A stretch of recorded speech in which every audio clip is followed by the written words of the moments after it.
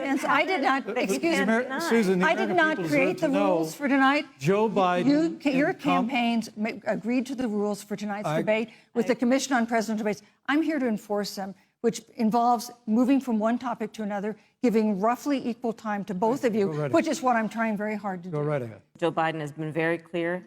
He will not raise taxes on anybody who makes less than $400,000 a year. He said he's going to repeal the Trump tax cuts. Mr. Vice President, I'm speaking. Well, wait. I'm speaking. Joe Biden will not raise taxes on anyone who makes less than $400,000 a year. He has been very clear about that. Joe Biden will not end fracking. You're entitled to your own opinion, but you're not entitled to your own facts. You yourself said on multiple occasions when you were running for president that you would ban fracking. On January 28th, the Vice President and the President were informed about the nature of this pandemic. They knew what was happening, and they didn't tell you. Can you imagine if you knew on January 28th, as opposed to March 13th, what they knew, what you might have done to prepare? The reality is, when you look at the Biden plan, it reads an awful lot like what President Trump and I and our task force have been doing every step of the way. I mean, quite frankly, when I look at their plan that talks about advancing testing, creating new PPE, developing a vaccine, it looks a little bit like plagiarism, which is something Joe Biden knows a little bit about. We now know, because of great investigative journalism, that Donald Trump paid $750 in taxes. When I first heard about it, I literally said, "You mean $750,000? And it was like, no, $750. Who's paid tens of millions of dollars in taxes, payroll taxes, property taxes. He's created tens of thousands of American jobs. And the president said those public reports are not accurate. How would your administration protect Americans with pre-existing conditions to have access to affordable insurance if the Affordable Care Act is struck down? Well, thank you, Susan. But let me just say, addressing your very first question, I couldn't be more proud to serve as vice president to a president who stands without apology for the sanctity of human life. I would never presume how Judge Amy Coney Barrett would rule on the Supreme Court of the United States, but we'll continue to stand strong for the right to life. When you speak about the Supreme Court, though, I think the American people really deserve an answer, Senator Harris. Are you and Joe Biden going to pack the court if Judge Amy Coney Barrett is confirmed? Of the 50 people who President Trump appointed to the Court of Appeals for lifetime appointments, not one is black. This is what they've been doing. You want to talk about packing a court? Let's have that discussion. If Vice President Biden is declared the winner and President Trump refuses to accept a peaceful transfer of power, what would be your role and responsibility as vice president? When you talk about accepting the outcome of the election, I must tell you, Senator, your party has spent the last 3.5 years trying to overturn the results of the last election. It's amazing.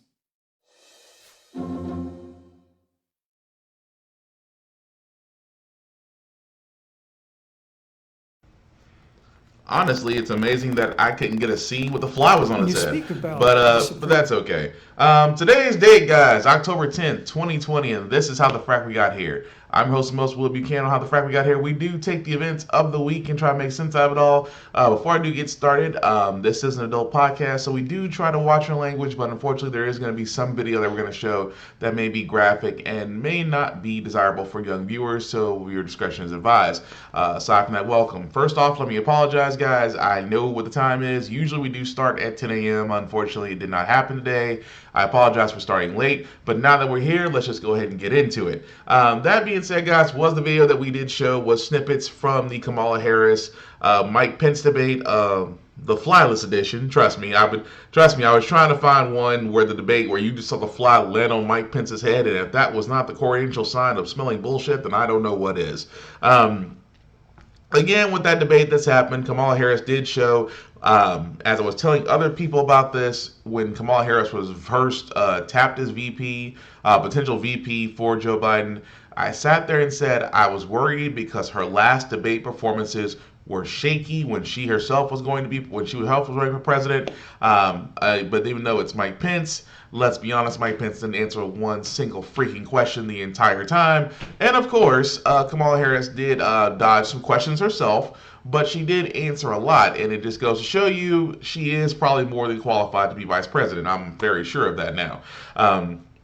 There are some things I disagree with that they are supporting, but again, they are the far better choice than currently Dorito and Mike Pence. But we're actually going to switch gears and step away from politics for a second because there is some news I want to cover first before we get into Trump. Initially, this one regarding the case of Jonathan Price. For all those that don't know, Jonathan Price was a black man that was killed by police when he was simply trying to break up a domestic violence situation that happened at a gas station. But here's the update on that so far. Texas police officer charged with murder in the fatal shooting of Jonathan Price. Witnesses say that Price was simply trying to stop a domestic dispute. Here's ABC's Marcus Moore from Texas. Growing questions tonight about why a 31-year-old black man was shot dead by police after attempting to break up a domestic dispute at a Texas convenience store. Witnesses say Jonathan Price was trying to defuse an argument inside the Wolf City store on Saturday. When Officer Sean Lucas arrived, investigators say Price, quote, resisted in a non-threatening posture and walked away. Lucas tasered Price, then shot him. 3 gunshots went off, and I turned and looked at them, and I said, a cop just shot somebody. A lawyer for the family says Price was unarmed. Tonight, his mother demanding justice. Just let him feel the pain that I'm feeling. My son got life. I want him to get life. Lucas is now charged with Price's murder. We don't think that he should be ever free again. There was absolutely no justification for the use of force. Price has been described as a leader in this small town. His death sparking marches overnight. David, the lawyer representing Price's family, says there is video of this incident and he wants it released. David.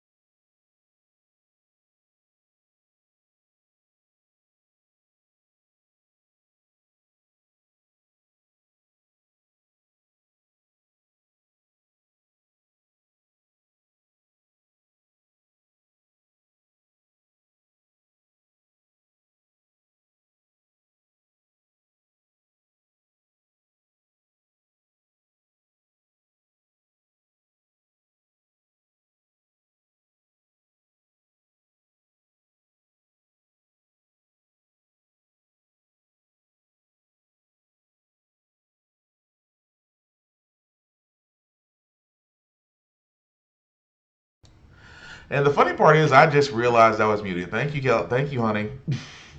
And I realized I was muted, so let me try this again. We're just going to start from here. Oh,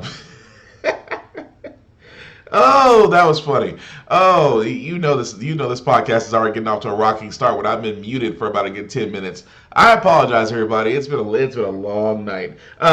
So let me start again with Jonathan Price. Again, for all those that don't know about Jonathan Price, he was an individual that was trying to stop a domestic violence dispute at a gas station. And of course, the story that I played that I hope everybody heard can sit there and say that yes, the officer did tase him and did shoot him.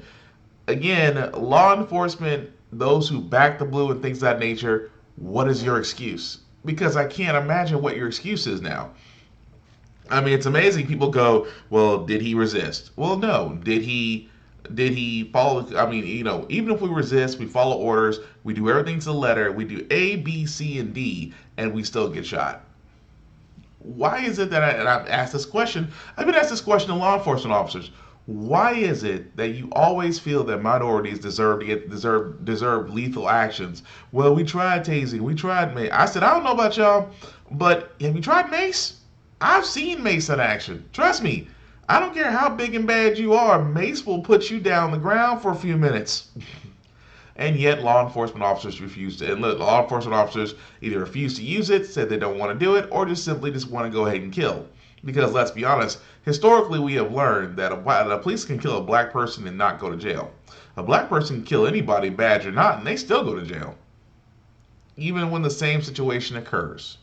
But moving right along, guys, like I said before, that case is still ongoing because as more videos are going to come out, I keep waiting for an officer. I keep waiting for a law enforcement officer to finally answer for his actions.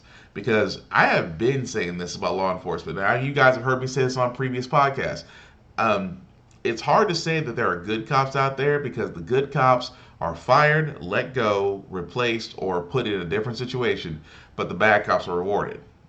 Don't believe me? When I say don't believe me, I mean literally like the body cam footage they just released from Breonna Taylor, for the Breonna Taylor shooting. Again, this is body cam footage from the SWAT team because, let's be honest, the body cams of the 3 officers that actually breached the house, they weren't wearing body cams. Go figure. Tonight, we're seeing new body camera footage of the chilling moments after Taylor was shot dead by police officers in her home last March. This was after her boyfriend, Kenneth Walker, fired a shot which police say injured one of those officers. The officers have said that they announced themselves before breaking into the home, but Walker disputes that, saying that he thought they were intruders. Take a look at what happened next. Here's ABC's Alex Perez. Walk straight back or I'll send this dog on you. Walk back to my voice. Walk back or I'll send this dog. Walk back to me. Keep on walking. Walk now. Walk. Make your hands in the air. Get down on your knees. Dramatic body cam footage released by the Louisville Metro Police Department shows Kenneth Walker, Breonna Taylor's boyfriend, moments after her death. What did I do? Who else is in the apartment? Nobody. My girlfriend's dead. Tell them we have 11015. What? How's your girlfriend? I don't know. Inside? Yeah, somebody. I was banging at the door and she said, "Who is it?" And the others started shooting. No, we down 3 times. Police search warrant. There's somebody who was dead? Yeah, my girlfriend. Who was shooting at us? It was her house. Who was shooting at us? We have to go in if there's somebody. What is this about? We don't. SWAT can come. We're both just regular workers. Hey, boss. Where is she at in the apartment? She's on the ground. Where at? In the hallway. What kind of gun did she shoot? It's a 9. It's the regular 9mm. Did she shoot or you shoot it? It was her. You're scared.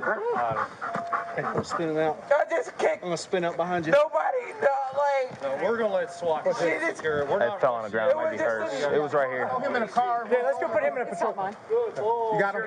I got him. I'll walk him in. What is this about? Walk. We gotta get him in the car. Yeah, get him. What is this about? 911 operator Harris, where is your emergency? I don't know what's happening. Somebody kicked in the door inside my girlfriend. Oh my God. Can you check and see where she's been shot at? I can't know the stomach. Okay. Is she alert and able to talk to you?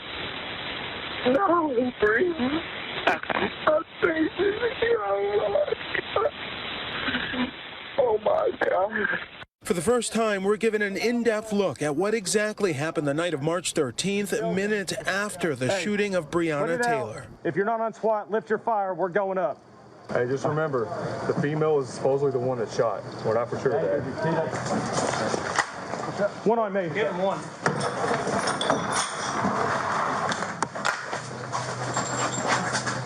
Get Ricky in there.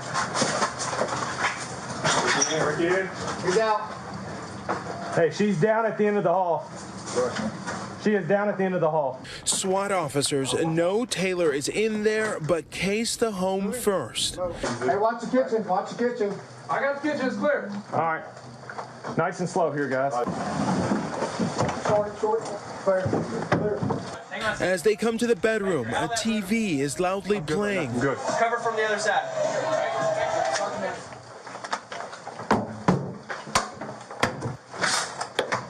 Clear.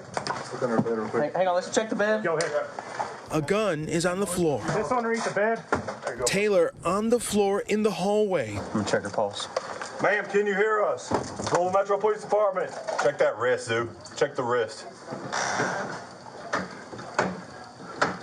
up. Medic up. Breonna Taylor was pronounced dead at the scene. Two officers who fired a combined 22 shots after Walker fired just one were not charged with any crime. Former Detective Brett Hankison was indicted last month for endangering Taylor's neighbors during the raid, but no one was charged for Taylor's death. Alex.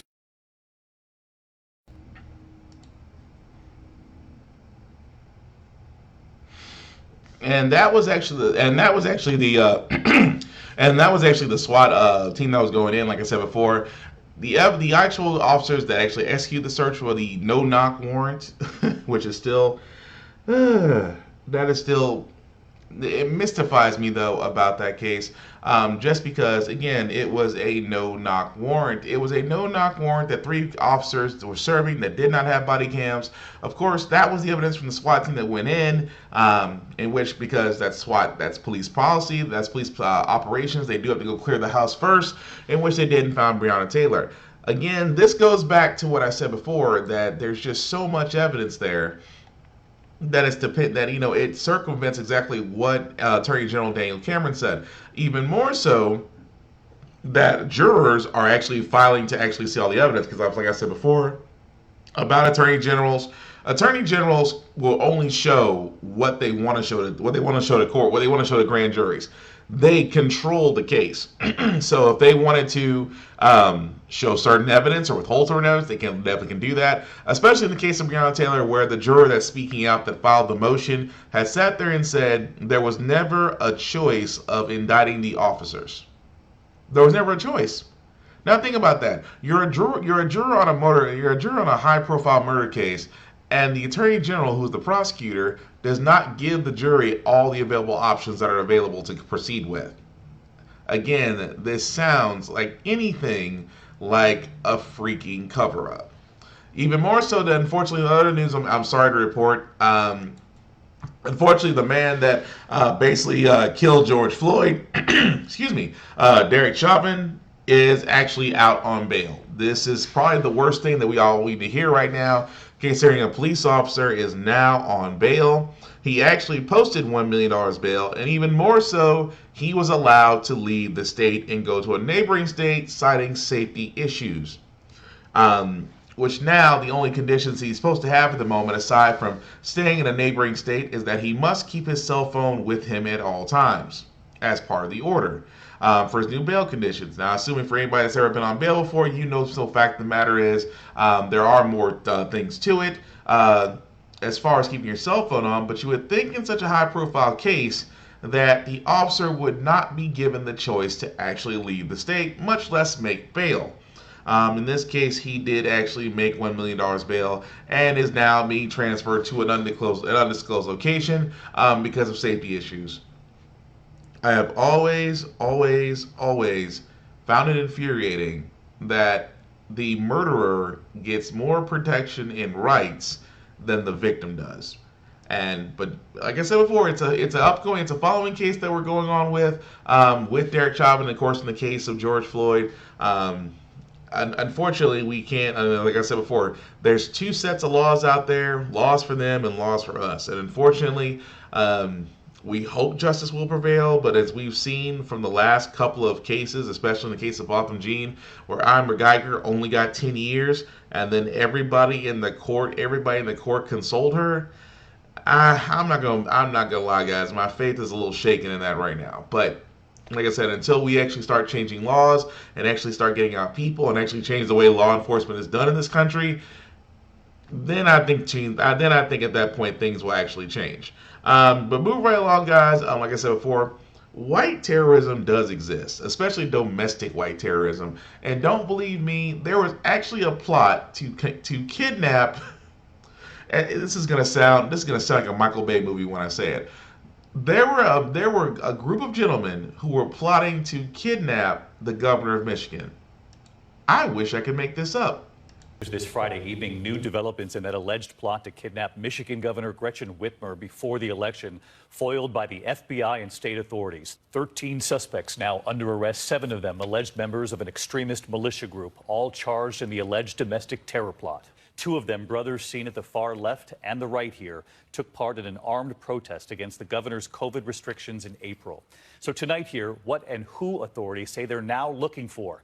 And a Michigan sheriff who some say his words appeared to defend the suspects. Here's ABC's Chief Justice correspondent Pierre Thomas tonight. Tonight, photos confirming that some of the men charged in an alleged plot to kidnap Michigan Governor Gretchen Whitmer were present when demonstrators, some of them heavily armed, stormed the State House in April. Sources tell ABC News that suspects Michael and William Null were among those at Michigan's Capitol that day, armed and apparently angry at the state's lockdown due to the pandemic. Authorities claim the two men served as lookouts while other militia members took photos and video of the governor's vacation home with the goal to attack before Election Day. Time was of the essence in terms of moving forward on this from a law enforcement perspective. Am I worried about other events? Absolutely, I am. ABC News has learned authorities are going through documents, computers, and any smartphones they can get access to in an urgent effort to determine if there are other co-conspirators. In a wiretap obtained by the FBI after it infiltrated the group, one member allegedly says Governor Whitmer, quote, has no checks and balances at all. She has uncontrolled power. At the time of the April demonstration, the president sided with those angry that Whitmer's restrictions went too far, tweeting, "Liberate Michigan." Just one day prior, however, he'd unveiled the White House's toughest guidelines for reopening America, but saying the governors would call the shots. They all want to open. Nobody wants to say shut, but they want to open safely. So do I. President Trump also calling the governor that woman. Today, she fired back at tweets he posted last night, still criticizing her. You know what? A decent human being would pick up the phone and say, "Are you okay?" Since he first called me that woman from Michigan, we saw an increase in hateful language in social media. Former Vice President Biden also pushing back. The president has to realize the words he utters matter. So let's bring in Pierre Thomas with us live again tonight. And Pierre, amid all of this, we also had news today that a sheriff in Michigan who spoke at one of those rallies in protest of the lockdown months ago has now made some new comments that some said appeared to defend these suspects. David, that sheriff attended one of the rallies challenging the governor's lockdown. I watched the video, and while he doesn't condone violence, he does suggest that perhaps the men were planning to arrest the governor. That sheriff clearly is not on the same page with the FBI, which claims that this was a real plot to kidnap the governor, not some attempt to make a citizen's arrest, David.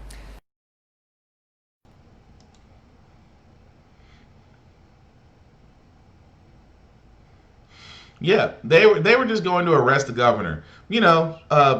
12 heavily armed white guys decided they're going to storm a government office and kidnap a government official. But, they're just going to arrest her. They're not going to do anything crazy, right? I mean, it's not like it's not like for anything where you're going to, hope that they would sit there and actually do the things that Trump said when he told people to stand fast. When he told, people to stand fast, stand by. Surely there's nothing wrong with that.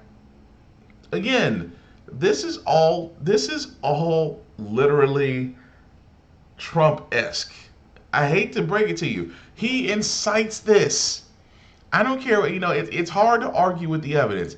He incites this. He incites these people. He empowers them.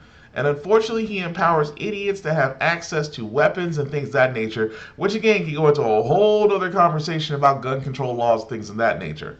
But again, this is the part where I sit there and say, if you guys are not aware of this by now, that there was an FBI, especially with this FBI story, to where they had to arrest people. And that's not the first time something like this has happened.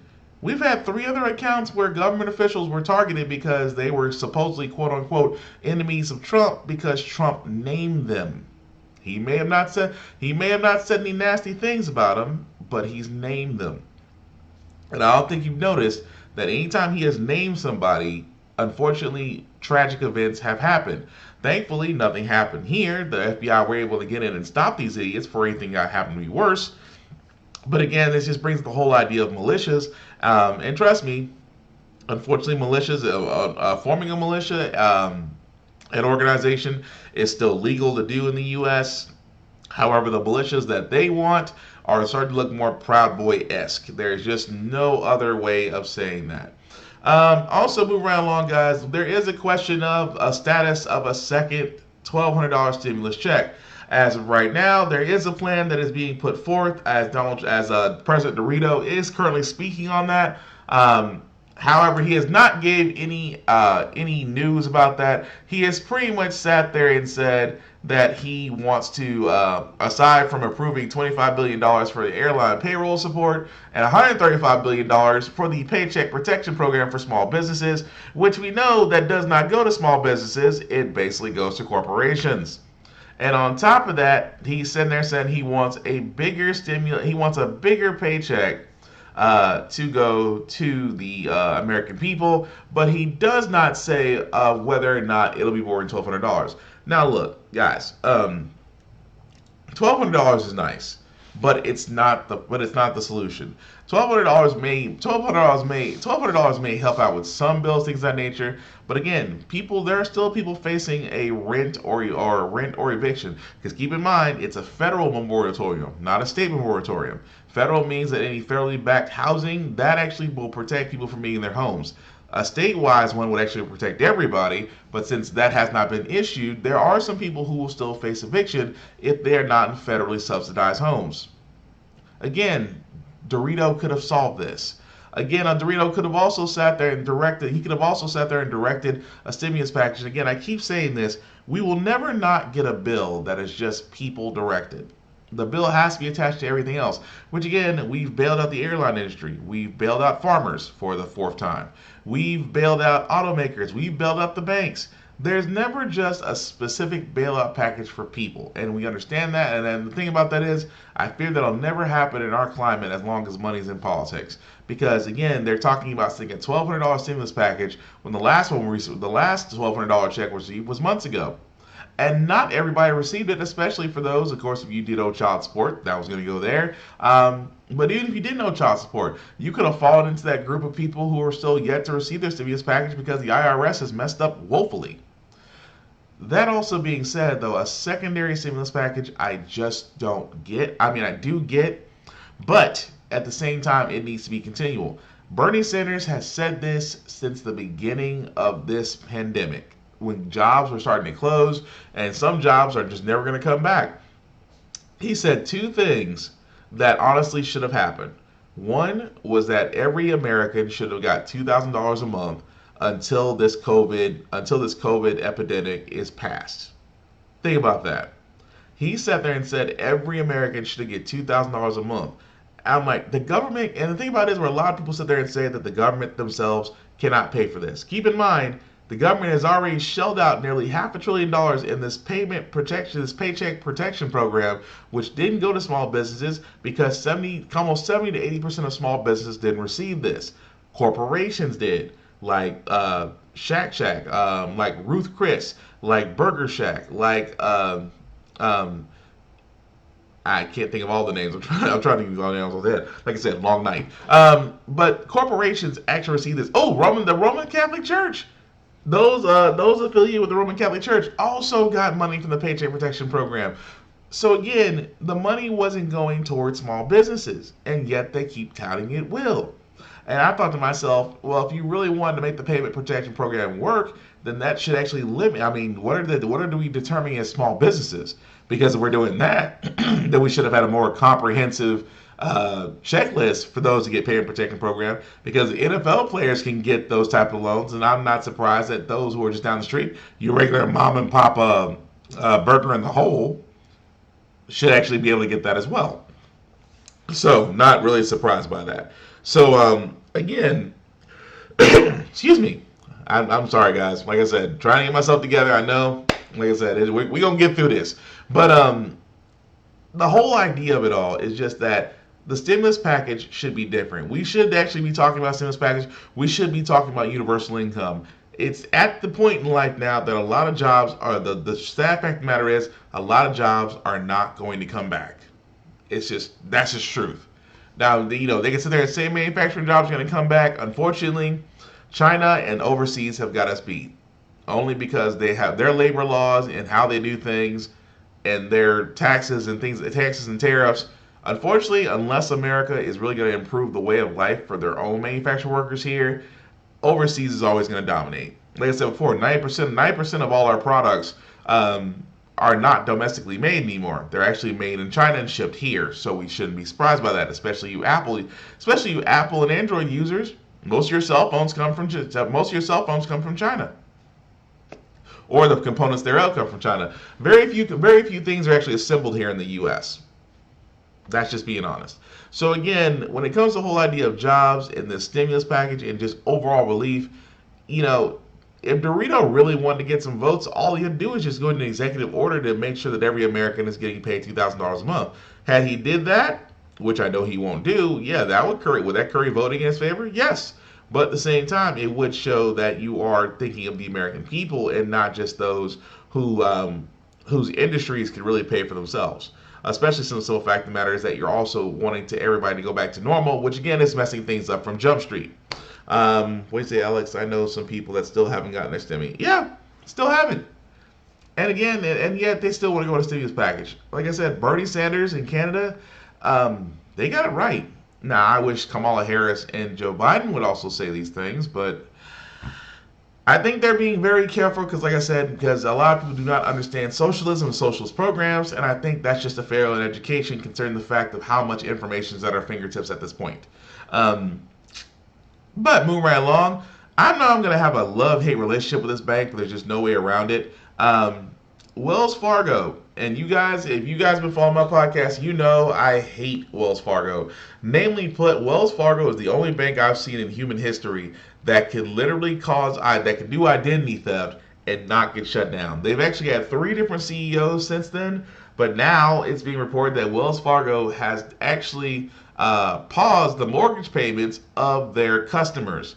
Now what that actually means is that whenever it puts a forbearance on a mortgage, it's almost the same thing as a forbearance on anything else. Say, for instance, if you have a student loan through Sallie Mae, sorry, not through Sallie Mae, if you have a student loan through Wells Fargo, what they can do is that the forbearance does mean that you're extending your loans out, your interest rate and all that stuff stays the same. However, from a credit standpoint, it looks like you can't pay and it can harm your credit score. Now, the thing about this is just that with this Wells Fargo payment, which again, this was actually reported back on July 22nd, that they are still continuing to do this. And of course, a lot of customers aren't requesting it. A lot of customers are still making their mortgage payments on time, and they don't want to request a forbearance on this because it harms their credit. Wells Fargo is simply saying that they didn't know how many customers have been affected by this with this forbearance program. So again, it brings up the fact of who in the world is running the bank. And I said it before, I will never, ever, ever, ever bank at Wells Fargo. Not only because of the fact they caused identity theft, not because of the fact they paid fines to get out of everything, not because of the fact that every one of the last 3 CEOs have gotten a $15 to $35 million golden parachute. It makes no sense that this bank is still allowed to operate, considering the many times it has screwed over its customers. Please tell me how in the world that makes sense, that this bank is still there. So yes, I do have a personal right with Wells Fargo, just because not only this now, if say for instance, me and my girlfriend decide we're looking for a home, and they said, well, the loan is through Wells Fargo. Nope. Hell no. I'm not about hell no. Just no. I'm just letting you know off the bat. I'm sorry, Kelly. No. Because if that bank loans through Wells Fargo, hell no. So aside from that, like I said before, another story that I wanted to bring up, guys, is the fact of, like I said, with COVID-19 being out there, most businesses are facing a difficult challenge. For a lot of businesses, they can actually work from home and have remote workers and still be able to operate. And for a lot of people, they do have to, a lot of people do have to have that unfortunate choice of going in and risking. If you're especially essential workers, they have to go in and risk coronavirus infection just to keep the lights on, and that's a choice nobody should have to make.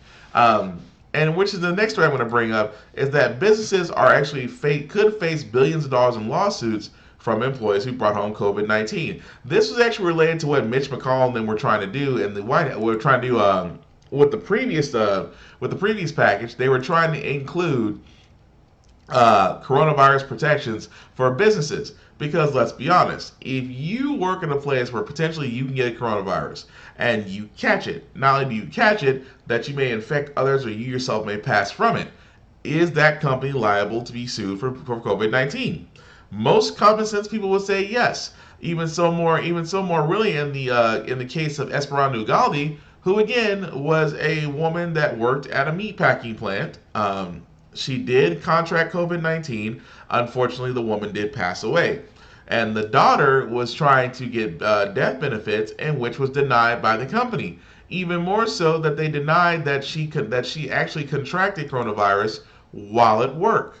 So even though now the daughter and the family are bringing up a wrongful death suit, even though the daughter was themselves, even though the mother themselves was considered a contractor, which again is a fancy way of saying that, not really associated with the company, but you've been brought through by an agency, which again, that's a whole nother story.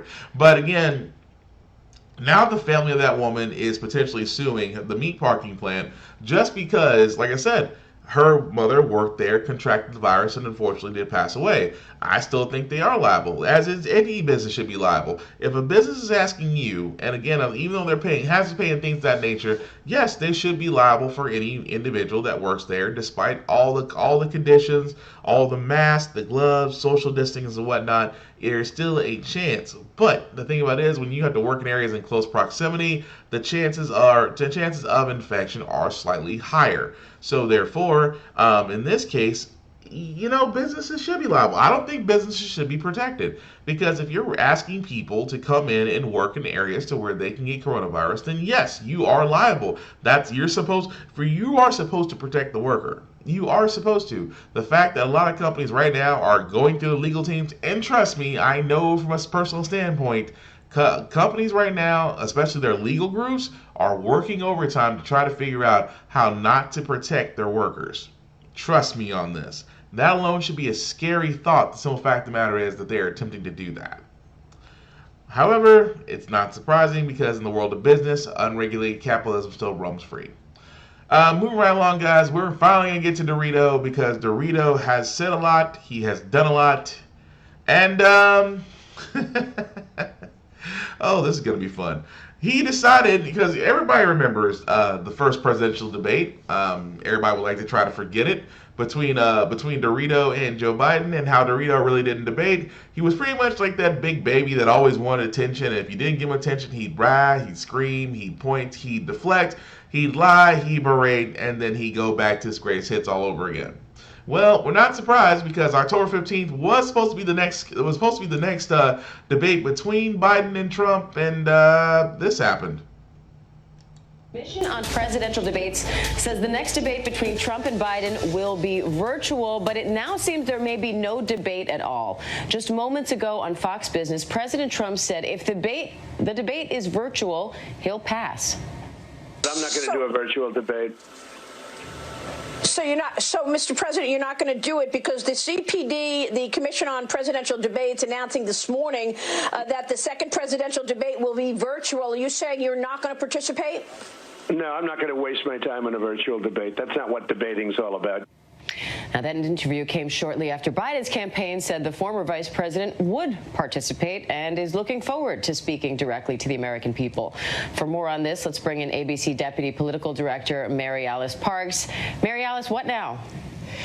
Well, look, this is huge news, but I can't say that I'm surprised. The debate commission was under enormous pressure to do something after the last debate was just such a disaster. Remember, it's not just the president who has tested positive, but over 24 people close to him related to this White House. And the president, like all presidents, doesn't travel with a small footprint. If he was going to go anywhere, we're talking about dozens of Secret Service agents, huge teams. The debate commission needed to do something to respond to growing concerns about whether they could keep everyone safe. Mary Alice.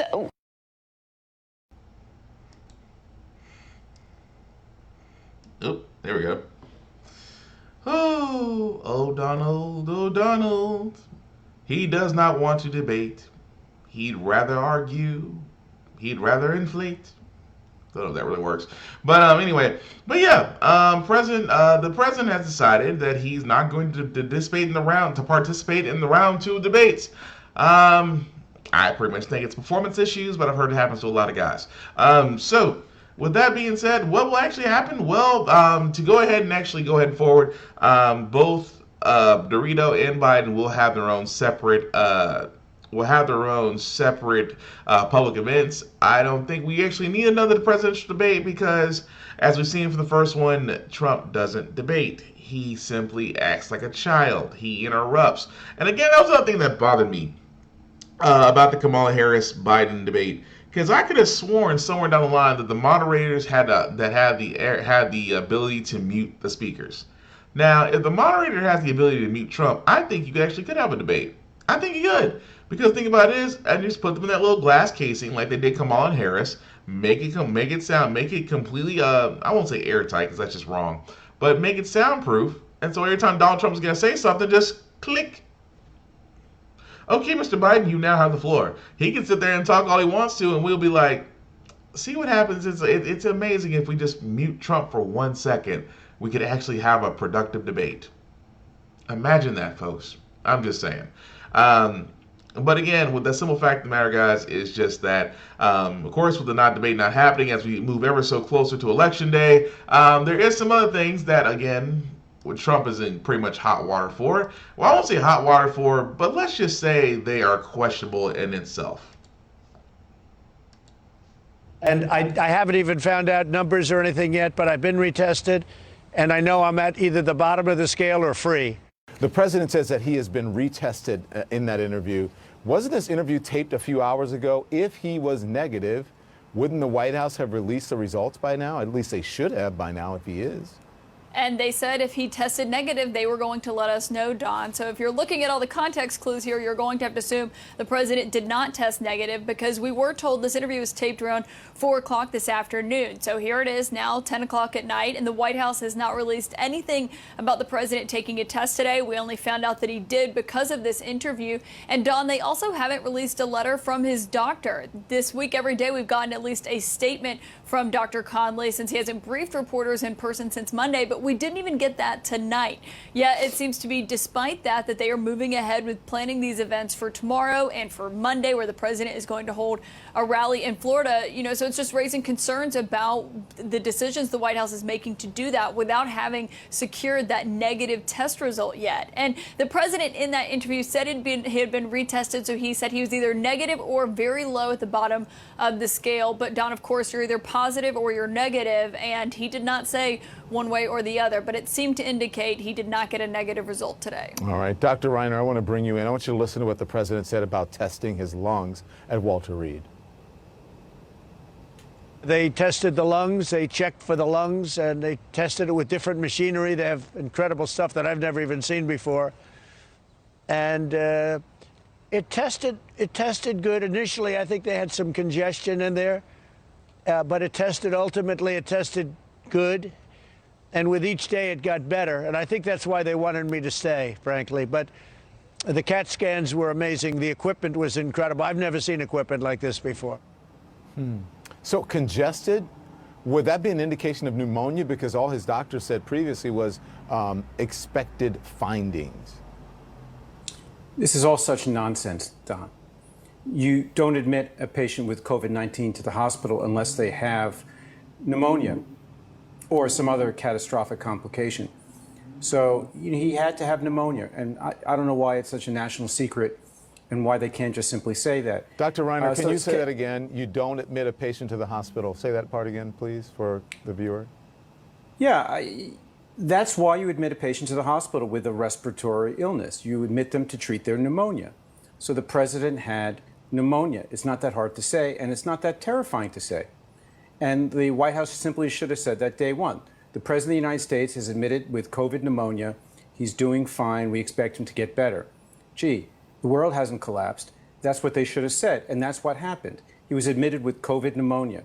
Now, we don't know how long into the illness he was when he was admitted, because we don't have a last negative test. So that's become a national secret when he was last negative. But the White House is very eager to tell you when he tests negative in the future. So they definitely want you to know when he's negative. And if he's negative tomorrow, they will find a way to tell you that.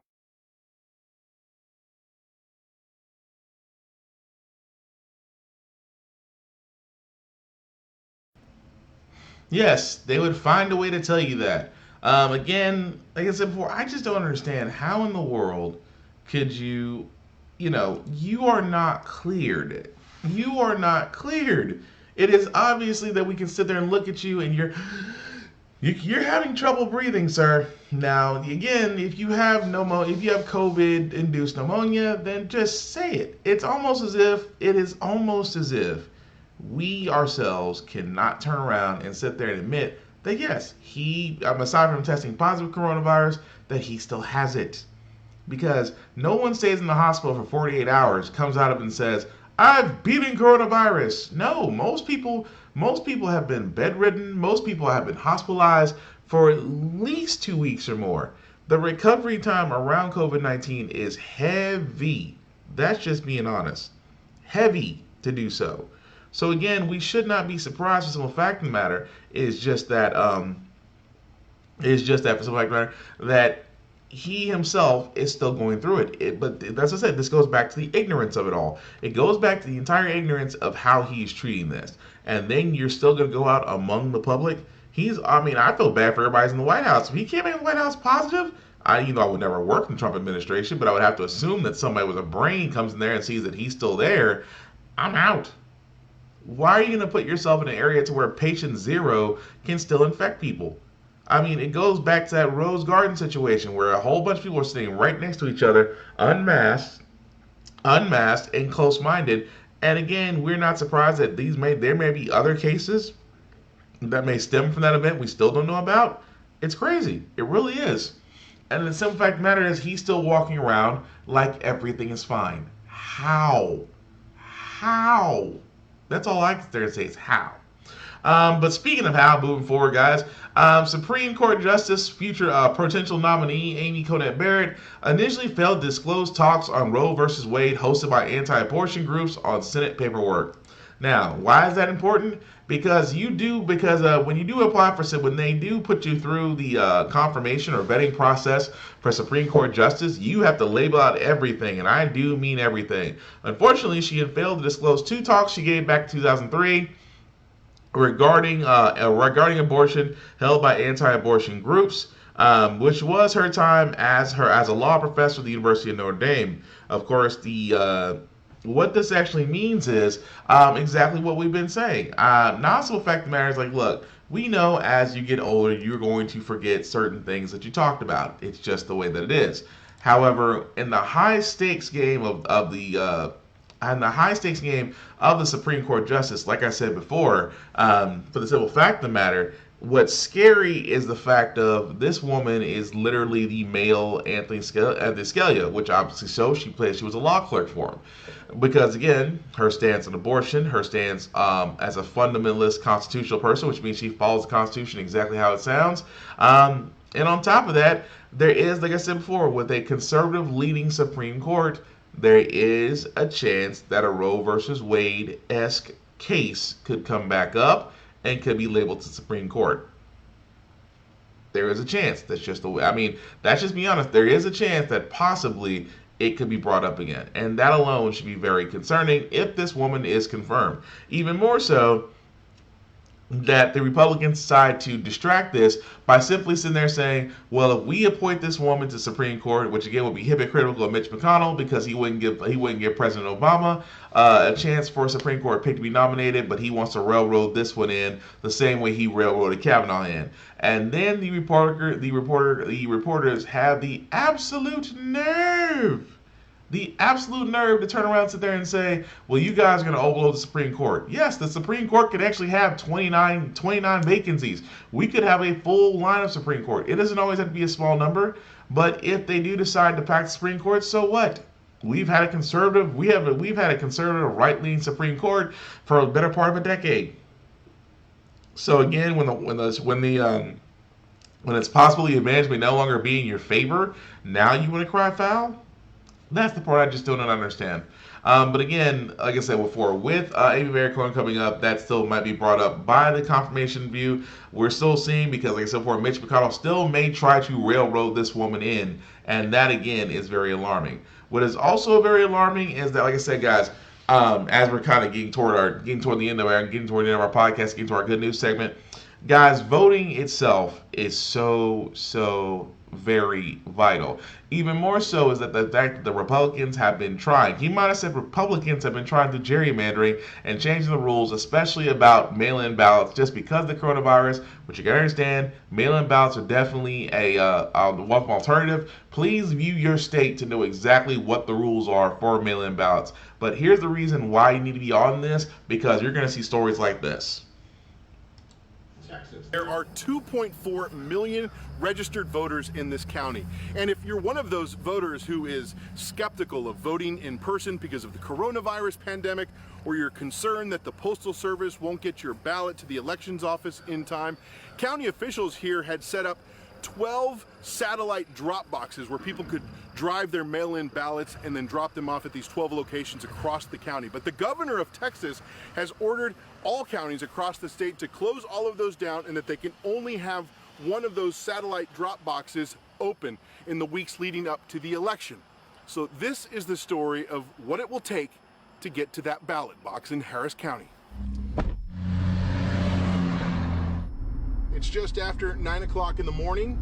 We are in the far northeast corner of Harris County. The only drop box now available in this county is at Energy Football Stadium, which is 45 miles away. But one of the locations that was closed down was just over 20 miles. So it's kind of along the way. So we're going to drive by that location first.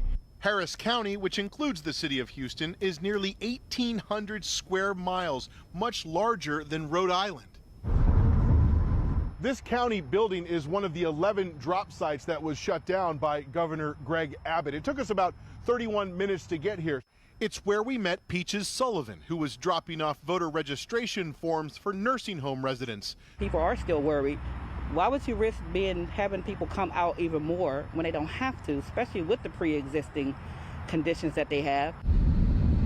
This is a drive where you're going to see, it's almost like a slice of America. You're going to see a little bit of everything on this drive from northeast Harris County into Energy Stadium, where this drop box location is.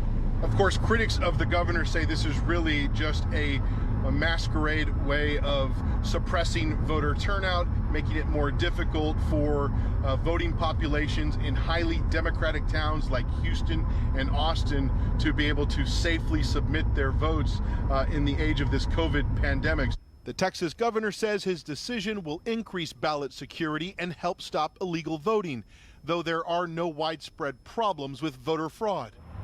So this is the one Dropbox ballot site in Harris County. Harris County Clerk Chris Holland says the Texas governor's move to close down the ballot drop sites is an abuse of power.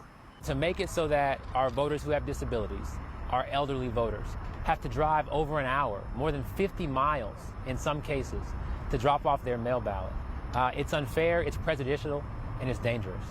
And the drive took us about an hour and 8 minutes. So round trip, you're looking at about 2 hours and 15 minutes, and quite honestly, it was an easy drive. We caught the traffic at a good time. It was actually relatively smooth sailing considering how bad traffic can get in this city. And John, there have been 2 federal lawsuits filed in the last few days trying to change the governor's proclamation that was issued late last week. The governor says that he has actually expanded access to voting, and in some cases that's true. Early voting was expanded from 2 weeks to 3 weeks this year in the state of Texas. But the governor also says that this is a move that he says will ensure transparency at the ballot box and also stop. Ensure transparency at the ballot box. You ever notice that the fact of the matter is that Republicans are the only ones saying this? We at no point, I'll put it this way, here's how you know voting is so vital. This is why I sit there and say that we should be paying more attention. Not just everybody. I will say minorities, but I'll get to that point in a minute. But this is the reason why we need to pay attention to voting. If voting was so vital, if voting was not so vital, because I've heard this a lot, well, you know, they're not thinking about us, we're not doing about this. Why is voting so vital? If voting was not so vital, they would not be moving the goalposts to change it. Think about this for a second. The simple fact of coronavirus out there, there used to be multiple areas where you can drop in your mail-in ballot box to secure facilities. Again, I'm going to keep saying this. The FBI has never found a widespread case of voter fraud or tampering with mail ballots. There have been very small cases in which certain pollsters have destroyed or tried to get rid of votes. They usually have been Republican. So, with that being said, again, this whole idea of limiting, like they're doing in Texas, where he's trying to limit it to one mail-out drop box per county, is ludicrous. That's like saying that you can only go vote in only one location in your county. It would be crazy. Nobody would ever get their voting done at all. So again, this is why I sit there and say, for some fact of the matter, is that yes, definitely look at where you can vote. If you want to go in, great. If you do early voting, that's great too. But vote. It's that simple. And I want to say this because I know I was gonna save this from my Off Limits podcast because I could be a little bit more myself on there than any place else. But honestly, guys, the lack of voting is what got us here. I'm gonna go ahead and call this out, especially black people. Black people and minorities were more disenfranchised to vote than anybody else in the previous election. Now think about it for a second. The black vote is a lot. And if we all voted, we could change the tide. Especially in battleground states. If black people voted in Florida, if black people voted in Pennsylvania, if black people voted in Tennessee, if black people voted in Texas, several key states that have a lot of delegates. If black people voted, Trump would have not won. I'm gonna go ahead and call it like it is. The simple fact of the matter is there is no other excuse out there except that we now must vote. We now must take action. Don't let it. I'll be honest with you, and I've said this before. I'll say this again as well. If you don't vote this year, then you don't have a right to complain. You don't. We all complain, but if you vote against it, man, I can't stand as president. Well, did you vote last election? No. So you you just wished and hoped it would be different? Come on now. So again, like I said, guys, with all this being said, please vote because it's that much imperative. But our last two stories that we have before we get to our feel good segment is that Pelosi introduced a bill to create a commission on presidential capacity on the 25th Amendment. For all those that don't know what the 25th Amendment is, the 25th Amendment is invoked when the president cannot fulfill his capacity to carry out the duties of the office. You've probably seen it in multiple movies. I'm trying to think of one movie where they inducted the 25th Amendment. Independence Day. There we go. Yeah, Independence Day. Ha! There we go. So if anybody doesn't remember from Independence Day Resurgence, where they sat there and said we're going to invoke the 25th Amendment, I think there was another. What was it? White House's Olympus Has Fallen. Olympus Has Fallen. That's another movie where you literally saw where again the vice president at the time was sworn in to be the president of the 25th Amendment. This was actually done after the JFK assassination because we did not have an independent body to actually do a transfer of power at that point. So that's when the 25th Amendment was created. So Pelosi wants to introduce that because, let's be honest, if you look at Trump and actually think about the way he acts, do you think this guy really is of sound mind and body to still carry out the office of the president? Even more so, what she's also introducing in this Amendment 25 Amendment is that the president must undergo a medical examination, including physical and mental, to see if he is up to par with leading the office of the president. And of course, Dorito did have a lot to say about that because he still thinks it's not directed at him. He thinks it's directed at Joe Biden, being that Biden is 70 years old and thinks that Biden may not be able to carry his term, which would make Kamala Harris the next president. Which I don't know what it is about some guys who have such an issue with a woman being president. Because had we all voted, I'll be honest with you, I'd still say we would be way better off under Hillary. I mean, she is qualified. Let's just be honest about that. But with that being said, guys, like I said before, the last story I do have, as far as things go before we do our feel good segment, is a story about redlining. Now, for all those that don't know about redlining was actually talked about in most shows. I believe one of them was Lovecraft Country, and another one. I want to say Watchmen was another one too. But if you don't know what redlining is and how it affects us, I say us as far as Black Americans and the American dream, check this out. Worth of Americans. In 2016, the median net worth of black households was about $17,000. For white households, that figure was $171,000, about 10 times as much. One of the drivers of that wealth gap is redlining, the practice of mortgage lenders denying loans to people based on their race or where they live, with those areas marked with red lines on maps. Although the practice was outlawed in 1968, its effects are still being felt today, something entrepreneurs and activists are trying to reverse. What was Auburn Avenue? Well, it was everything. It was black excellence. It was black commerce. In its heyday a century ago, Kimberly Alexander's family business was a fixture here. There was a period of time after desegregation where businesses shuttered and left because they had opportunity elsewhere. And some people thought the grass was greener on the other side. And so, unfortunately, that left a lot of buildings blighted and the area blighted. And redlined. And redlined. The federal government began the practice of redlining in the 1930s, outlining in red ink on maps areas deemed hazardous, often home to sizable black, minority, and immigrant populations. Based on that, mortgage lenders would deny loans to low-income minorities in those neighborhoods, causing disinvestment and placing home ownership out of reach for people of color. I think you see it in every city in America. I mean, this is where the basis of segregated neighborhoods remains to this day. Councilman Amir Farouki represents this district, half of which is enjoying the bloom of reinvestment, the other still blighted.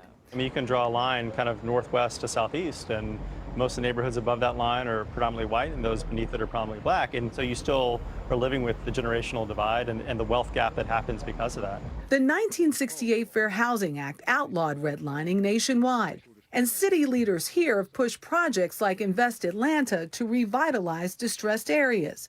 But many neighborhoods once deemed hazardous are still more than likely than others to consist of lower-income minority residents. We've had my childhood home for probably over 7 decades. And I simply said, you know, I'm going to try to make a difference here. Chicago native and real estate developer Lamel McMorris is trying to revitalize neighborhoods without completely gentrifying them or pricing out longtime residents. He calls that balance greenlining. I want to make greenlining about neighborhood reinvestment and neighborhood redevelopment. In June, his firm, Greenlining Realty USA, partnered with a D.C.-based nonprofit to both build and rehab residential properties in Woodlawn, an area rich in culture. It's the setting for Lorraine Hansberry's play shaped by housing discrimination, A Raisin in the Sun, and the future home of the Obama Presidential Center. My goal is to be a resource and to be a catalyst and to spur investment. It's almost like dropping a pebble and watching a ripple effect. He's acquired vacant, abandoned, and tax-delinquent properties and sells them at below-market rates. Buyers must be community-based developers who then rehab the properties and sell them to prospective homeowners. If you're really serious about neighborhood transformation, it's not going to get done by simply building new homes on vacant lots and rehabbing blighted properties, right? I've also had to make an investment in my grammar school across the street. I've also had to partner with the YWCA Chicago. I've had to work with various community groups that are working with gangbangers and trying to get kids off the street. So it's a 360-degree transformation. So it's one thing to be interested in the financial gains, but we also have to be involved and engaged and just as concerned around the social gains.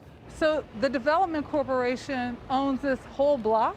Just about, minus one property on the corner. Back in Atlanta, Shanae Joseph runs the Historic District Development Corporation, a grassroots organization founded by Coretta Scott King to preserve the Martin Luther King Jr. historical corridor nearby. The houses that you see in this neighborhood were either vacant lots or just dilapidated. And so within 40 years, HDC alone has built or rehabbed about 121 single-family homes. We've built about 500 units and 40,000 square feet of commercial space. But that hasn't been without challenges. A majority of affordable housing here is owned by nonprofits and churches, much of it unsubsidized. So HDDC can't easily profit off of its investments. What you've done in 40 years, bigger development operations, been able to do in 2 to 5? They've been able to do that with quite a bit of resources. It's the resources that aren't exactly afforded to us. We've basically had to create something out of nothing. And to be able to do that almost single-handedly is an accomplishment that we don't take lightly. Despite the practice being illegal, Black loan applicants are still turned away by banks at a higher rate than white applicants. The widespread use of redlining has allowed generations of white Americans to build wealth through equity in homes and businesses, further widening a wealth gap African Americans have yet to rebound from. We have a cat cafe on Irwin Street. It is a cafe in which you pay money to pet cats. And so you're saying you can give money to pet cats? Yeah. But you can't give money to... But I can't seem to get money to revitalize one of the oldest African American streets in America. Showing that on paper in black and white, Joseph says, is key. This is a sketch of all of the projects that are planned and in process on Auburn Avenue. You're looking at about $500 million of redevelopment. So this is a good investment, you're saying? This is absolutely a good investment. Why? Well, this is good because you're working with stakeholders that already own their properties, right? So you're not having to deal with acquisition, but more importantly, what you're doing is you're reinvesting back into your community that's going to continue to prosper time and time again. It's what Kimberly Alexander's family did, buying the property across the street, which before the pandemic was home to several businesses.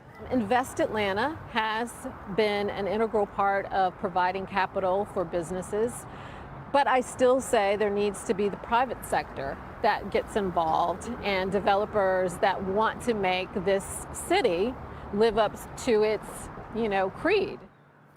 And, we mentioned the pandemic, wreaking havoc on businesses. It also has a health impact, and there's a connection with redlining in that, folks who suffer from asthma and COPD and diabetes and obesity in larger numbers, African Americans, that's because the desperate effects are due to that they don't have access to health and high. Yep, there we go. Okay, so the whole idea of redlining, like I said before, a redlining itself is literally just a way of, unfortunately, the remnants of Jim Crow and things of that nature, keeping black people out of neighborhoods that honestly white people want to keep themselves. Unfortunately, that practice is still going today because if you really look at it, black home ownership is more difficult to get as far as whenever it comes to the fact of home, what's what I can say here? Home ownership and value, we're not always given the same things as white people. So again, you have to understand where it's all coming from in order to actually understand how to stop it. And that's the reason why I wanted to play that video, because a lot of people do not understand redlining and things of that nature. And hopefully that brings a little bit of enlightenment, I would hope to say, because that's what I'm hoping to try to do. But that's all we get stories we got, so we're going to go move into our feel-good news segment like I usually do on How the Frack We Got Here. A lot of stories we do cover are usually doom and gloom and sometimes not the best, but hey, it's the weekend. It's kind of raining here in Nashville right now, but hey, it's still the weekend. For all those that don't have to work, you at least keep back and enjoy the day. Understand that the NBA Finals is still going to go another game because we thought this would be wrapped up by now, but also at the same time, if you have to work, then hopefully it's an easy day. But we do try to inspire you with some good news stories, and just hopefully you'll be able to go from there and have a little pep in your step, and maybe try to feel good on on a day like this, because I hate days that rain because it just prevents me from doing a lot of stuff. But anyway, but moving right along, guys, the first story I want to go over to was a story that I covered a while back about an individual that actually did leave a bucket of baseballs at the batting cages, leaving a note about how he's unable to hit the batting cage with his son and grandson anymore since he moved away. Well, we have an update to that story. Video. That's 23-year-old Nathan Patterson trying his hand at the speed pitch challenge outside the Colorado Rockies court. Okay, so not the right story. Let's try that again. Not the right story. I apologize. Well, actually it is, but the video didn't add up. I apologize. So the video itself is something else, but I meant to say there was a picture of him and his grandson were able to reunite and actually go to the batting cages again. But in this case, the next story at the bottom kind of ties into this because this guy reminds me of the movie Rookie of the Year. Field back in July. You know, just one of those fun pop-ups for fans to enjoy before the game. But as you can see, Nathan is pitching in the ballpark of 96 miles per hour. So that's not just fast. I mean, that's major league fast. And it's especially fast coming from someone who hasn't played ball seriously since high school, as Nathan later told MLB.com. He also said he wasn't throwing anything close to 96 miles per hour back in high school anyway. So here's the best part. You might spot that golden arm on the mound sooner rather than later because Nathan has just been signed by the Oakland A's. Apparently, the team noticed Nathan throwing fastballs at a similar pitching challenge last year and began talks with their newly minted rookie this past February. That recent viral video of Nathan just showed them that they should seal the deal. So Nathan announced the news on Instagram. He writes, "Words cannot describe this feeling, and for those who tell you that you can't achieve your dreams, use that as fuel to work even harder." So a huge congratulations to him, and it just goes to show you, keep following your dreams. And being able to go a 96 mile per hour fastball doesn't hurt. But yeah, that kind of reminded me of Rookie of the Year because, you know, how do you go from, it's like realistically, how do you go from, you know, just pitching around, throwing around in the batting cage to being signed by a Major League Baseball team? Hey, I'll be honest with you, if you can play baseball, go for it. It is probably it's a sport that has no cap and at the same time the least injury, unless you're a pitcher. Because, you know, pitchers be blowing out their arms. Pitchers will blow out their arms, shoulders. Designated hitters can blow out their legs, knees, things of that nature. But it's not like the same thing in football where one play can mess you up. But again, kudos to the guy. This other story I have is basically about an 11-year-old who was basically making masks for healthcare workers and was surprised with something new. The hardest part would probably be the plates. When the pandemic hit, Holly was determined to find a way to help. The aspiring fashion designer set a goal to make 500 masks for local healthcare workers, working tirelessly every day.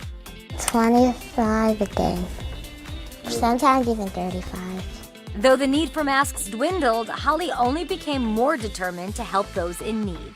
Says, no, Mommy, I want to make 1,000 too. I was like, you want to do what?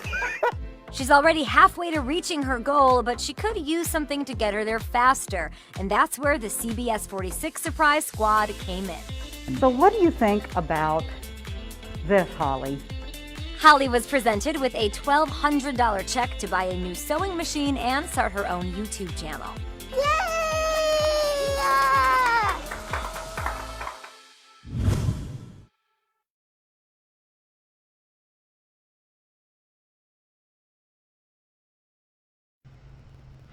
And yeah, I thought that was pretty cool. I love the mother's reaction to that. 11-year-old girl just making masks for healthcare workers to fight COVID, and her mom, and she said they told her mom, I'm going to make 1,200. I'm going to make 1,200 of these things. Say what? And you can see her mom's reaction was like, you gonna do what? And again, I love the fact that from a child, it's a child. A child decides that she wants to turn around and do great for the world, and will do so however means necessary. And I thought that was pretty cool that a child decided to take it upon herself to do what she can. Like I said, boy, children, you want to look toward the future, look toward the children. They've got a better answer than most adults, I'll tell you that much. And finally, the last one I have is about an African American teacher who actually got the African American Teacher Award in Texas. And now, like I said, I have a very soft spot for educators. They have made me the person who I am today, and I pretty much think without those special educators, you don't get a lot of great individuals because they are the first ones to actually inspire us and mold us more than our folks do. But check this out. We have been looking forward to this all morning, a chance to celebrate World Teachers Day. And teachers are appreciated now, perhaps more than ever before. They're helping guide our kids through this unprecedented year and sharing lessons that extend far beyond any textbook. And so we've assembled a group of remarkable educators from elementary to high school from all across the country. Hey, everybody, nice to see you. Good morning. Look at those smiles. First off, we've got Mr. Hale. You just made history. You were named the 2021 Texas Teacher of the Year, first black male to ever receive that honor in your state. How are you feeling this morning? Well, first off, I'm truly humbled by the recognition, but I'm the first winner. I'm not the first African-American male teacher in Texas that deserved it. So it's about the we, not the me. So I'm sharing this award with all the other African-American male teachers in the state of Texas. And you know, you are a real example of stick-to-itiveness. Somebody told you early in your career that you weren't cut out for teaching, and you basically proved them wrong. Well, yeah, you know, sometimes you got to just believe in yourself and truly just show perseverance. And so when you have that passion, it will help you in your purpose. And my purpose has led me to just be so powerful and to be able to bless the students that I serve. Well, thank you for what you do with all of our kids. Let me meet, can we meet Mrs. G? Hi. You guys have the best smiles this morning. So tell me a little bit about yourself. I know you spent years working in other areas before deciding to pursue teaching. What inspired you to go ahead and make the change? And clearly, you're living your best life and your passion right now. Yes. What inspired me? A lot of people have told me you're a teacher, you're a coach, and I enjoyed my other careers, but I just decided to use my gifts and my abilities and go into teaching. I wanted to encourage, mold, and just build the next generation, and I truly found my calling. So I'm so excited about that. We obviously have to acknowledge this. The times are different right now. A lot of kids are learning from home. How has it been for you? I'm going to be real. It's been tough. It's been tough, but it's challenged me as an educator to find other ways to connect. So that connectivity that used to be in person, I had to find a way to build that and engage with students online. So that was probably the biggest challenge, but I will keep fighting, and I'm still fighting to find those ways and make it better. Like your third hour of today. I know, so cute.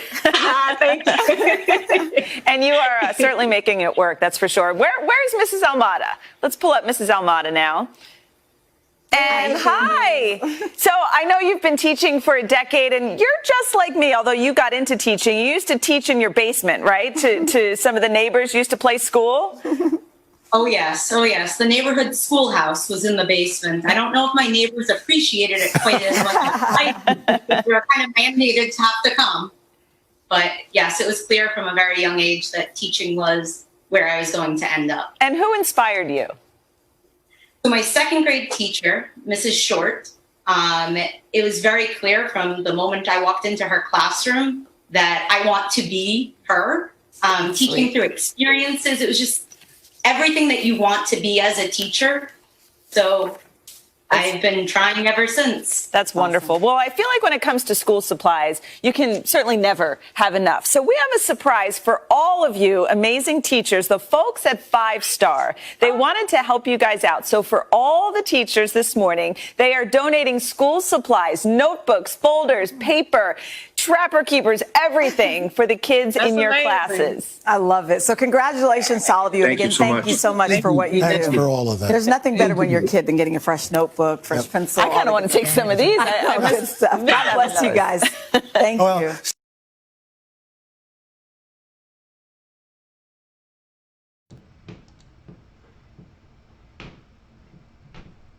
Yep, come on.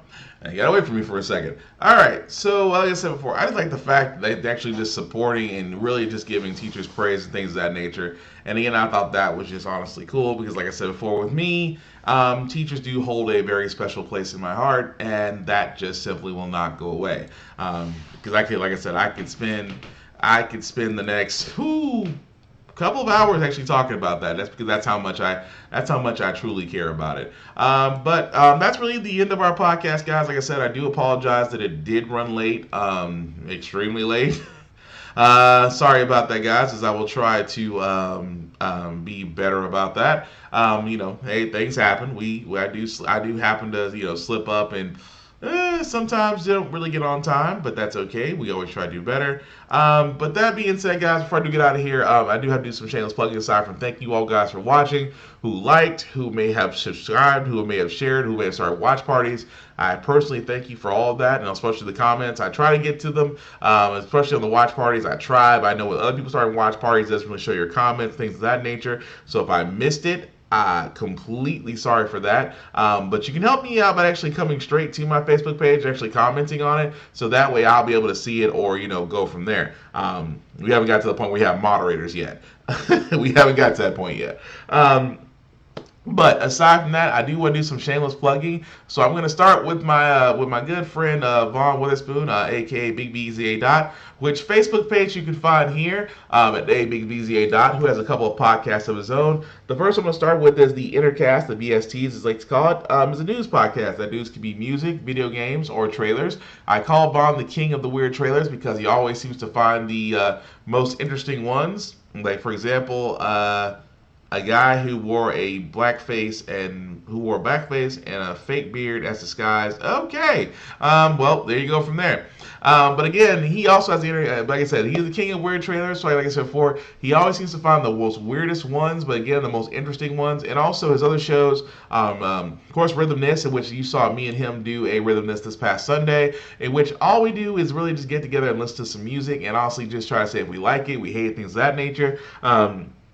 Me and Vaughn do have different sets of we're probably a little different on the musical spectrum, but hey, difference in taste lead to great conversation in music. He also has Random as Fuck every Tuesday to reset your weeks. What is Random as Fuck? Is the pool of branches we sometimes dip our toes to, take a break from life and have a chuckle. Some bills make you think, some bills make you cry, some bills will just stick with you just because they stick in your head. Because I know there's a couple that he's played that still stick with me, but always entertaining.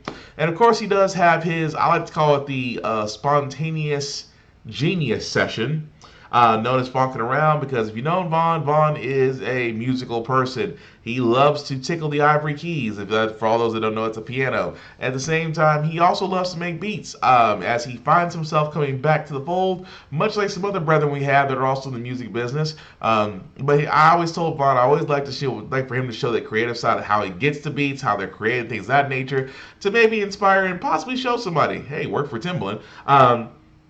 But all of his shows can be found on his Facebook page at A. Stephen Witherspoon, or also known as A. Big BZA Dot. And also Big BZA Dot on all social media, so where all his shows, and definitely like, share, subscribe from there. My other brother from another mother, Thomas Reed, aka the Mountain Puncher, also has a show of himself, all of his own, which he is still going to be prepping to do his Q&A to be determined. What is to be determined? To be determined is a fitness podcast. And the reason why I bring up a fitness podcast is because he decided to bury stuff now. No, he didn't. Found it. So if you've seen Thomas's Facebook page on Facebook, you'll probably see this fool doing stuff like this. As you've seen, he is a guy that likes to work out, constantly works out, and I'm pretty sure he's working out in the middle of this podcast right now. But he is a guy that loves to help people, likes to help them reach their needs and do things of that nature while while trying to make yourselves better physically and mentally. So To Be Determined is a Q&A podcast he'll be doing from the gym if he reminds himself after he works out to be able to help you out with questions you may have. Because don't you want to be able to do stuff like this, just for no reason, or, do stuff like this, for no reason? I mean, I'm just saying, he is a guy that is all about trying to perfect his body and whatnot. But like I said before, I just like messing with him because he calls himself being humble, but I'll play every one of his videos because I'm still thinking there's still a possible OnlyFans out of this that he could be doing. But anyway, like I said before, his show especially will be on Facebook under Thomas Reed, or his YouTube page at the number 2, letter T, letter B, letter D. It's 2TBD, which is also on YouTube, and you'll be able to see every podcast he's done thus far. Aside from yours truly, I do have a few podcasts of my own. Every Tuesday from 7 to 9 p.m. is the Burned Out Podcast, which is my IT storytelling podcast, in which I tell stories of my previous employers as an IT person. Some stories are pretty funny. Some stories I make fun about myself. Some stories I make fun about other people. But if you can't laugh, something's wrong with you. So hopefully it's very entertaining. Of course, usually at the usual time slot of 10 a.m. to noon is the How the Frack We Got Here podcast you're currently watching right now. A little bit later tonight will be the Off Limits podcast between 8 to 10 p.m. in which we are going to go over why you should vote. I believe that it's now, as we get close to the voting election, we need to have that conversation of why you need to vote and why there's some people out there that just may be different on that. So hopefully we'll have a conversation on that as well. And of course, on Sunday between 7 and 9 p.m. is the Get Bit podcast. That is my blurred podcast in which I cover everything from video games to sci-fi to comic books to movie and television, and just things around the corner that blurs and nerds will like. If you like it, that means you have a fandom. And if you're a fandom, you're definitely a blurred or a nerd. But hopefully something you can all enjoy. So all of my shows can be found on my Facebook page at William Buchanan, or their own Facebook and YouTube pages. So either on Facebook or YouTube, if you just look up The Burned Out Podcast, How the Frack We Got Here, The Off Limits Podcast, and Get Bit, that is GITBIT, you'll be able to see every podcast that I've done thus far. Aside from that, guys, before I do get out of here, I do have to simply sit there and say, at this point, guys, wear a mask. It is not that freaking hard. At this point, I'm like, I don't know how else I can say this. I don't know how else this can be put. But if the President Dorito himself can get the coronavirus, that means that nobody is safe. That means there is no impenetrable bubble. That means it can happen to you. So wear a mask, do social distancing. If you're sick, please stay away from people. Stay at home. If you're feeling like you're getting worse, please go to the ER and be looked at. But at the same time, guys, we need to actually follow the rules. Even though I know even though my home city of Nashville right now is wide freaking blown open, because we have an idiotic governor, tells me off the bat that the coronavirus will never get lower. This is the reason why the industries like the movie theater industry and things of that nature are being closed. Simply put, because we are not following the rules. Had we followed the rules like every other country has done outside the U.S., our numbers would be lower. I'm not saying non-existent. I'm not saying it'll be cured overnight. Our numbers would be lower to where we would be able to get back to some area of normalcy. Notice I didn't say the old ways. I said we'll get used to a new normal. But as long as we're still out here doing half this crap, then yes, cases will still ensue. So let's try the opposite. We tried without a mask. Let's try it with one this time. I think we've earned that point. Aside from that, like I said, if you see a doctor, nurse's aide, doctor's aide, janitorial people that work in the hospitals, simply say thank you. Don't be a dick about it. I know there are some thick women in nurses scrubs that apparently tickle whatever fantasy you have that you've seen on Pornhub. But literally, don't be a dick. It doesn't take that much energy to just say thank you for your service. The same way you would thank the armed force servicemen and women. It's not that hard. Aside from that, also say thank you to every essential worker you see, whether it's a trucker, gas station, or grocery store attendant, whether it's a factory worker, whether it's someone that's working in a fast food joint, whether it's someone that's working in FedEx, UPS, DHL, Amazon, or any of those other areas that essential employees have to make the choice to risk coronavirus, but in order to work and keep the rest of us going, keep the lights on. It's not that hard to say thank you. Aside from that, guys, like I said before, please vote. If you can vote early, vote early. If you can mail-in ballot, do the mail-in. At this point, there is literally and figuratively no excuse that you should not be voting. There's none.